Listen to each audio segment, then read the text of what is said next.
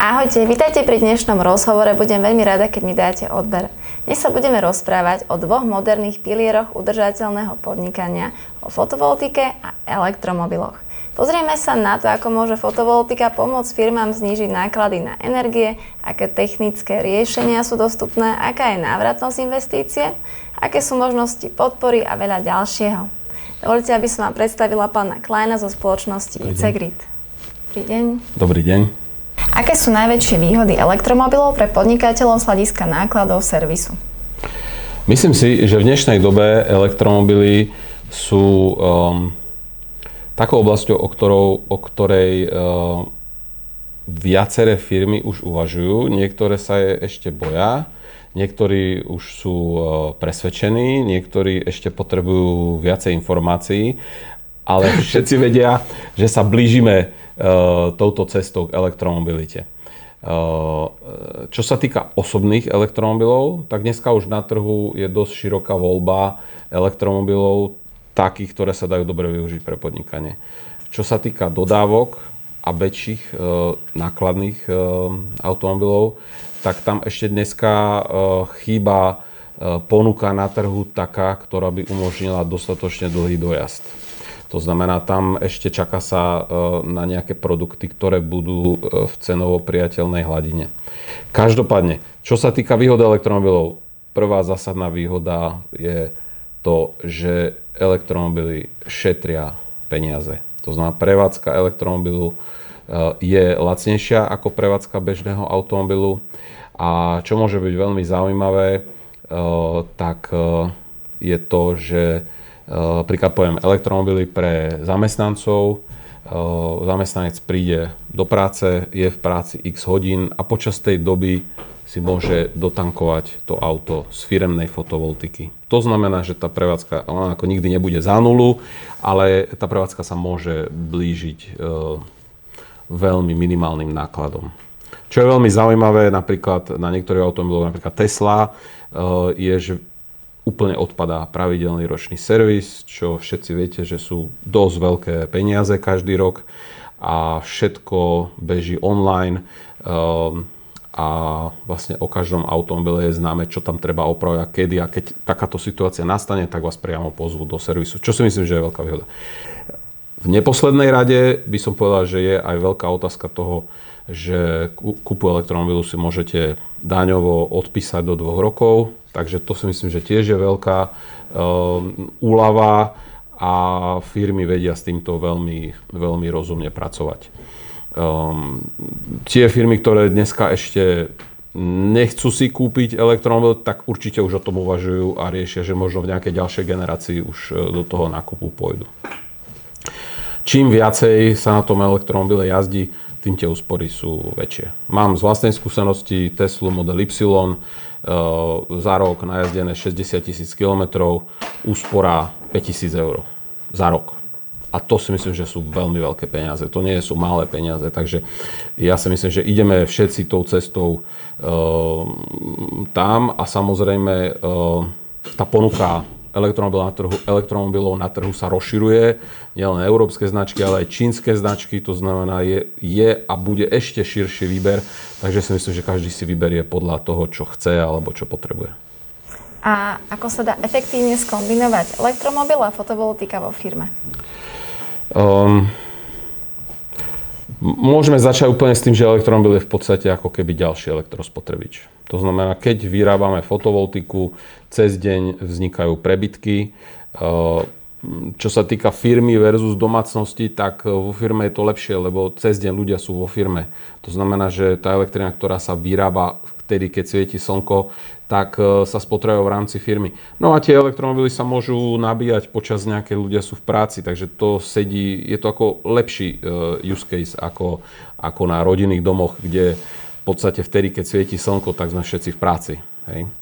Takže to si myslím, že je veľmi zaujímavé. Samozrejme, keď niekto chodí na dlhé trasy, tak tankuje potom večer. Hej. Takže to zase má iné výhody, ale k tej úspore dochádza takisto. A čo sa týka fotovoltiky, tak poviem takto, že Jedna firma začne elektromobilom, pokračuje nabíjačkou a potom sa prepracuje k fotovoltike a batériovému riešeniu. Iná začne fotovoltikou a ide k elektromobilu a wallboxu a dopracuje sa k baterke, ale tie veci všetky vzájomne sa prepojujú. To znamená, z niektorej strany začne a na konci to riešenie bude mať komplexné. Takže je tam veľmi, veľmi úzká súvislosť s fotovoltikou a vzájomne sa tieto témy prelínajú a doplňajú. A môže fotovoltika pokryť aj celú spotrebu energie pre elektromobilitu vo firme? Môže, ale závisí od toho profilu jazdenia. To znamená, keď niekto má taký profil jazdy, že povedzme tie cesty sú do 150 km jednou cestou, to znamená, že maximálne 300-350 km tam a naspäť, tak sa vie nabíjať na jednom mieste. Ak sú tie jazdy väčšie, tak musí samozrejme natankovať na verejných nabíjacích staniciach, teda na rýchlo nabíjačkách alebo na ultrarýchlych nabíjačkách. Asi hneď by nasledovala otázka, že koľko vlastne taký elektromobil spotrebuje, tak poviem takto, pri nejakom bežnom jazdení po meste a v okolí si myslím, že ročne, čo vidíme teda na skúsenostiach našich zákazníkov, je to rádovo okolo 1 až 3 MWh za rok. Keď niekto jazdí veľa, tak ako ja, tak bavíme sa rádovo 1 MWh mesačne je potrebná. To znamená, že vo firme je to veľmi zaujímavá téma. Aj celá téma vlastne nabíjania tých elektromobilov. A aké sú ekonomické benefity tohto prepojenia? Aké návratnosť investícií? No, poviem, keď začnete fotovoltikou a šetríte energie vo firme, tak zistíte, že máte cez deň prebytky. A tie prebytky sa dajú efektívne zužitkovať na nabíjanie pre zamestnancov alebo spolupracovníkov, ktorí trávia čas v kancelárii. Ak začnete s elektromobilom, tak zistíte, že tie náklady naraz sú nižšie. A ako náhle máte fotovoltiku, alebo ako náhle máte auto, tak zistíte, no a neviem to robiť aj lacnejšie. A hneď prejdete k tej téme fotovoltiky, lebo si poviete, no na čo mám kupovať tú energiu, keď si ju môžem sám vyrobiť. Hej, takže ako tie veci sú prepojené, neznamená, a nikdy to asi nebude, že 100% všetko využijem a že nebudem nikde musieť chodiť kupovať elektrínu. Tak to nestojí. Hej. Vždycky tam bude nejaký pomer, ja neviem, polovica z vlastného, polovica kúpeného, alebo 2/3, tretina, proste to sa nedá dopredu predpovedať. Závisí veľmi od toho používania.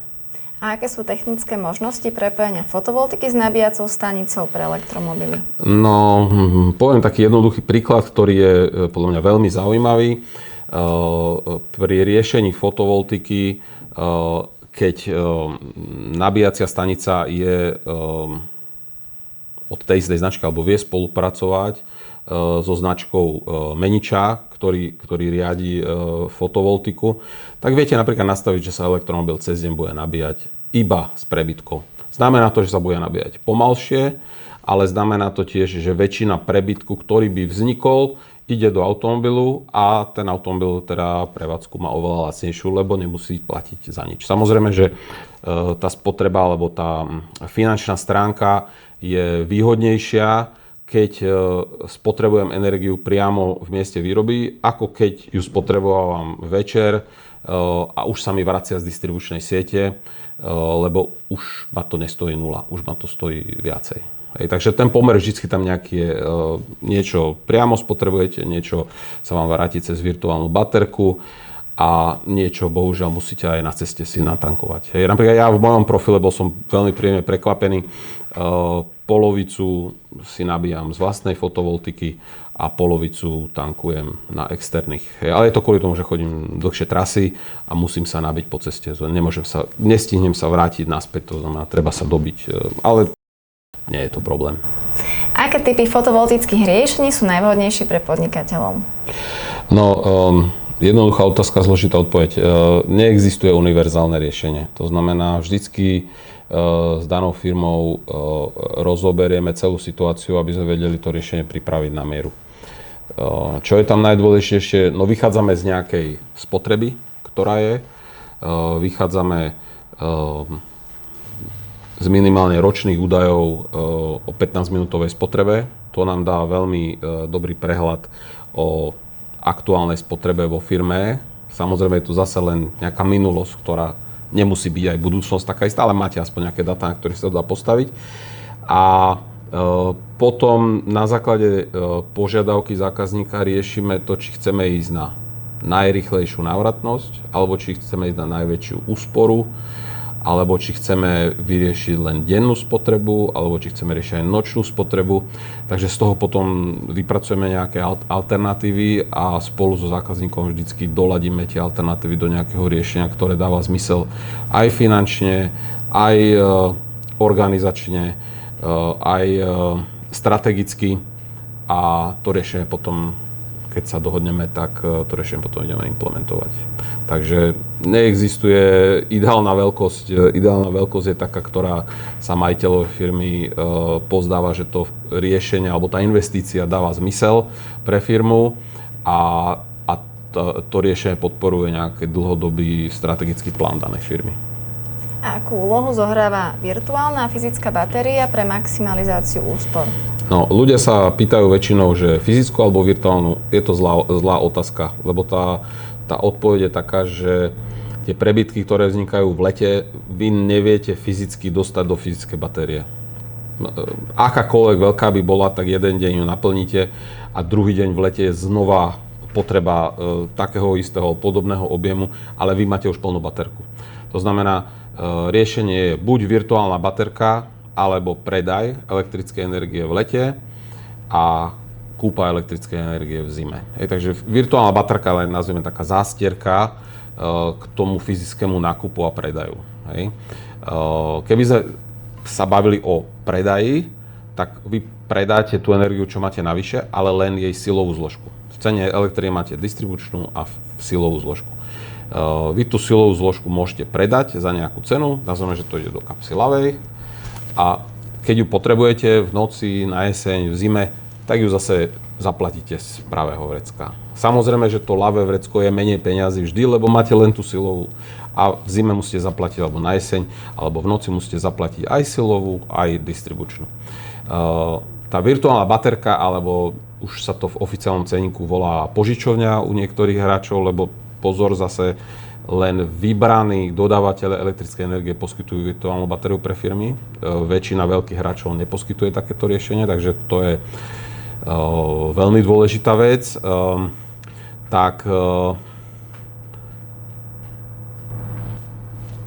Treba si pozrieť všetky podmienky, ktoré sú s tým spojené. Nie je to zložitá vec, myslím si, že to je zaujímavé. A potom do toho pristupuje otázka tej fyzickej baterky. To znamená, fyzická batéria, ak mám fixné ceny, tak všetci riešia cez deň, nabijem, v noci využijem tú energiu. Super. Lenže cena na trhu sa mení každú hodinu, každých 15 minút. To znamená, že tá batéria, ako náhle nie ste na fixných cenách, slúži ako naša obrana, nás ako zákazníkov, alebo firiem, to je jedno, pred super vysokými cenami v danom čase.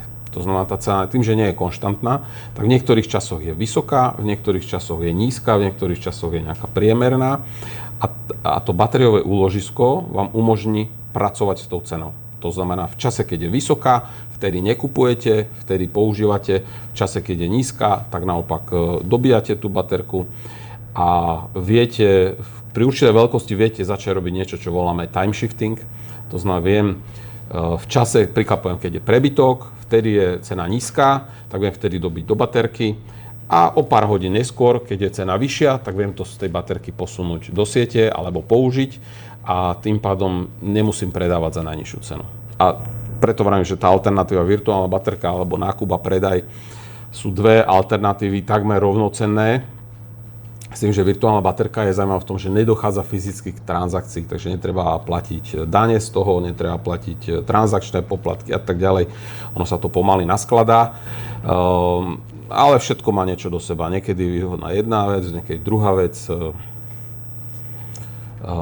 Tá virtuálna baterka je veľmi zaujímavá vtedy, ak firma chce riešiť nielen elektrinu na použitie ako elektrické, ale chce použiť napríklad aj na kúrenie.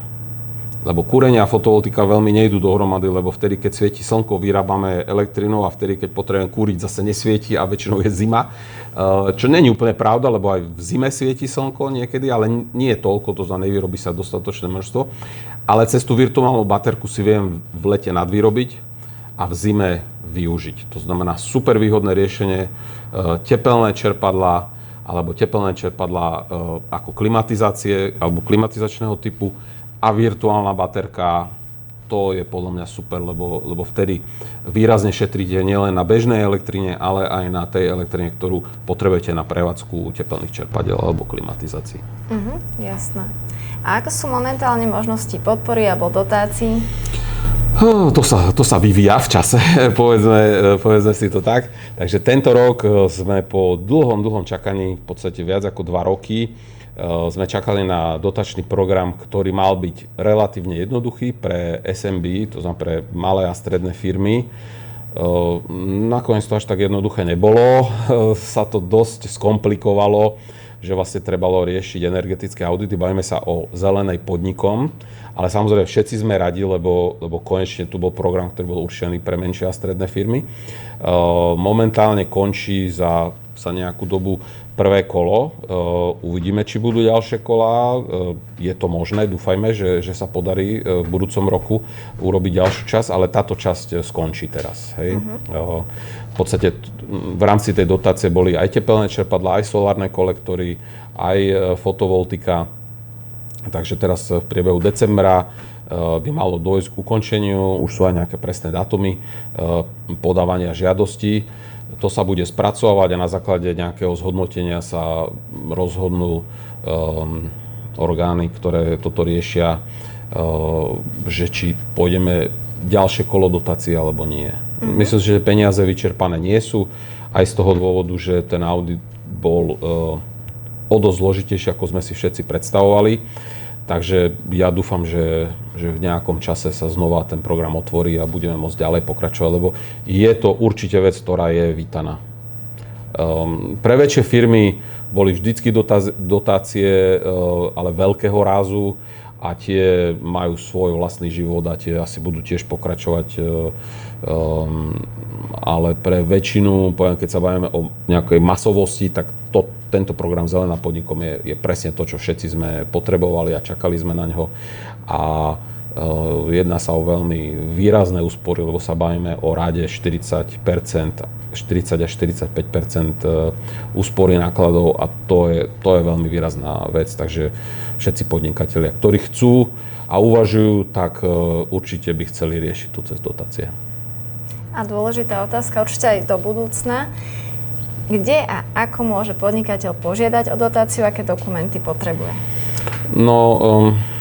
Tak teraz momentálne ťažká otázka, lebo toto kolo končí, ale v podstate stránka www.zelenapodnikom.sk alebo my samozrejme pomáhame našim zákazníkom vlastne prejsť všetkými tými administratívnymi prvkami, ktoré treba urobiť a celé to začína a padá na tom audite. Ako náhle audit sa dokončí, tak podá sa vlastne tá žiadosť, tak potom môžeme pristúpiť k realizácii. A akým spôsobom im pomáhate pri tej administratíve? No, riešime to spolu so zákazníkom, inak sa to nedá. Je to tak, malo to byť jednoduché, ale nie je to jednoduché, takže riešime to spolu so zákazníkom. Aj podávanie žiadostí, aj všetky otázky, ktoré sú v priebehu a hlavne s tým auditom. To znamená, ak zákazník má svojho auditora, rieši to so svojím, ak nemá, tak rieši to s našim auditorom. A keby ste tak skrátke mohli povedať, ktoré dokumenty sú potrebné, aby si to vedeli predstaviť? Dobre, kvôli dotácii je tento audit. Čo sa týka samotnej schvaľovania a realizácii fotovoltickej elektrárne, tak prvý a najdôležitejší krok je požiadať distribučnú spoločnosť alebo elektrodistribučnú spoločnosť o pridelenie kapacity. Na tomto všetko stojí a padá. To znamená, keď tá kapacita tam je, tak potom, čo máme to riešenie vybraté, tak a keď nám to schvália teda, tak môžeme prikročiť k inštalácii. Ako náhle všetko nainštalujeme, tak potom zase všetky dokumenty posielame do distribučky. Ja by som sa teda opýtala, ako prebieha proces schvaľovania a výstavby fotovoltickej elektrárne pre firmy? No, prvý a základný krok je najprv si vydefinovať, čo vlastne chceme ísť robiť. To znamená, to je vlastne nejaký proces analýzy. Hej, to znamená, že nadefinovať, aké máme dneska spotreby, aké máme strechy, aký máme cieľ, či chceme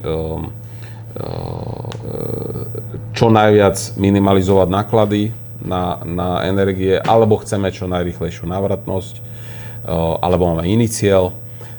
Potom, čo toto vydefinujeme, urobia sa rôzne alternatívy návrhov a potom, čo si schválime riešenie, ktoré dáva zmysel zákazníkovi, tak toto riešenie je nutné požiadať elektrodistribučnú spoločnosť, aby schválila kapacitu. Na základe tejto žiadosti distribučná spoločnosť pošle naspäť svoje stanovisko, schvaľuje, neschvaľuje, poprípade navrhne iné riešenie, lebo aj to sa nám stalo, že sme o niečo požiadali, povedali, že toto nie, ale máme takúto možnosť a keď toto súhlasíte, tak to vám schválime. No a ako náhle distribučka to schválí, tak môžeme to ísť realizovať. Súčasťou toho schvaľovania sú aj technické podmienky. To znamená, tam je presne napísané, čo máme my splniť na to, aby distribučka to na konci schválila. To znamená, najprv je schvaľovanie distribučky, potom je výstavba, potom je schvaľovanie všetkej dokumentácii. Tam dochádza k najväčšiemu zdržaniu, pretože na každú žiadosť distribučke je mesiac. A keď vám 2 dní pred koncom toho mesiaca pošlu, že a túto 2 písmenka máte zle a my to opravíme ďalší deň, tak zase beží mesiac a tie mesiace tam bežia ako u nás dní, takže je to vždycky otázka dlhých mesiacov. Nie je to úplne triviálne, ale tak bojujeme s tým, čo máme, s tými nástrojmi. Nie je to jednoduché, je to schvaľovanie. No a to je ako keby jedna časť, hej. V podstate ten proces výstavby nekončí tým, že my niečo postavíme, ale končí tým, že distribučka po schválení všetkých dokumentácií urobí tzv. Funkčné skúšky, na základe nich vymení elektromer a posledný papier je oznámenie o uvedení do prevádzky. To je vlastne ako keby finále toho procesu výstavby. Popri tom samozrejme podľa veľkosti elektrárne sa rieši zase papierovačka so stavebným úradom. Tam prebehla zmena v poslednej dobe, čo sa týka stavebného zákona, tak do 50 kW výkonu elektrárne netreba robiť nič. Od 50 do 100 treba robiť ohlášku, od 100 vyššie treba robiť stavebné povolenie. Ako náhle to nie je na streche, musí byť stavebné povolenie. No a keď všetko postavíme, všetci nám dajú všetky papiere, všetci sú spokojní, my sme spokojní, tak potom treba uzavrieť s dodávateľom energie alebo s treťou stranou dohodu buď o virtuálnej batérii požičovni alebo o výkupe elektrickej energie a súčasťou je tzv. Zmluva o odchýlke alebo poskytovaní služieb odchýlky. A v podstate až po tejto zmluve sa dajú prebytky posielať do siete. To znamená, aj keď distribučka schváli ten proces výstavby oznámením o spustení do prevádzky, to znamená, že môžete spustiť, ale neznamená to, že môžete pustiť aj s prebytkami. Prebytky môžete posielať až vtedy, keď je zmluva o zodpovednosti za odchýlku podpísaná. No a potom, čo postavíte elektrárne, tak začnú ďalšie administratívne prvky, pretože zase podľa rôznych parametrov potrebujete informovať OKTE, URSO, finančnú správu a tak ďalej. Proste tej administratívy je tam kopec, niekde treba len jedno oznámenie, niekde treba pravidelne. No tak a toto je tá naša práca. To pomáhame zákazníkom, aby všetky povinnosti mal splnené a na nič sa nezabudlo a tak. A čo by ste odporúčili podnikateľom, ktorí iba rozmýšľajú nad týmto riešením? Na čo si dať pozor, napríklad pri výbere firmy? Keď len rozmýšľajú, tak je dobre sa spojiť s niekým, ako sme napríklad my, aby sme mohli o tom rozmýšľať spolu. Lebo my už máme skúsenosti, máme realizácie a vieme byť nápomocní v tom myšlienkovom procese. Neexistuje jediné riešenie, neexistuje ideálne riešenie, existuje len nejaké optimalizované riešenie, ktoré je vhodné pre daného zákazníka v danom čase a pokiaľ zákazník má záujem, tak ho prevedieme celým tým procesom tak, aby to čo najskôr a dobre dopadlo. Ale niekedy tie veci sa predĺžia a vzniknú nové požiadavky distribučky, čo sa nám stáva pravidelne, že naraz vyskytne sa niečo nové a treba to splniť. Distribučky majú monopol a tým pádom musíme robiť s tými, ktoré sú. V podstate pre informáciu distribučná spoločnosť má región, o ktorý sa stará a nie je tam žiadna iná spoločnosť, ktorý tieto veci rieši. To znamená, že vy nemôžete robiť s inou spoločnosťou. Na rozdiel od predajcu elektrickej energie, kde si môžete vybrať, koho chcete. Distribučná spoločnosť je len jedna, takže oni keď majú pravidlá, nemáte inú možnosť, ako tie pravidlá dodržovať. Jasné. A ďakujem veľmi pekne za rozhovor. Prosím. Poskytli ste veľa užitočných informácií. Keby čokoľvek boli otázky, kľudne budeme radi, zodpovieme. A pokiaľ zákazníci majú konkrétny záujem, veľmi radi sa budeme baviť o tom, ako im vieme ušetriť